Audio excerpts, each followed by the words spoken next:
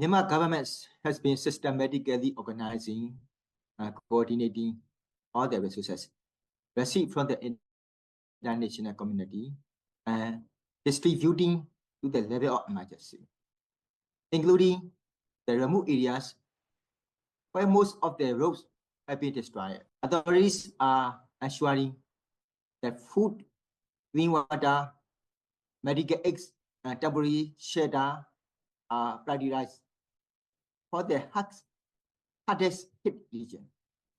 Moreover, while immediate release is the priority, the concerned authorities are trying to repair those and bridge accessibility to remote village. How did China and Myanmar achieve efficient coordination in dispatching a national rescue team and providing emergency humanitarian assistance, making China the first to lend a helping hand? Both governments had engaged closely through the diplomatic channel and take immediate response to ensure emergency rescue and such operation reach to the most needed areas in time.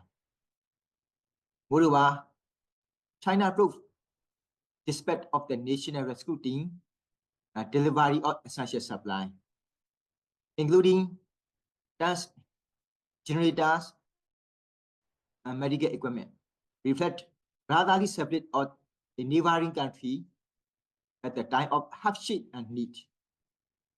The timely arrival of these resources have been crucial in addressing immediate humanitarian needs to the affected areas. Myanmar government has been working around the globe to coordinate rescue and release operation, ensuring that aid reach those in need as far as possible. We are also deeply grateful for the support from the international community, especially China, for being among the first to provide emergency humanitarian assistance. As Myanmar approaches the rainy season, which may increase the risk of landslides and epidemics, what specific measures has the Myanmar government taken to prevent epidemics at temporary resettlement sites? As we face the additional challenge of the approaching rainy season, our focus remains on both immediate humanitarian aid and long-term recovery efforts. We have been instructed to mobilize medical supply and kits as much as possible to ensure enough health assistance in the coming days and also to cease assistance for quality mobile operation theaters and mobile lab for emergency health care during the period of time.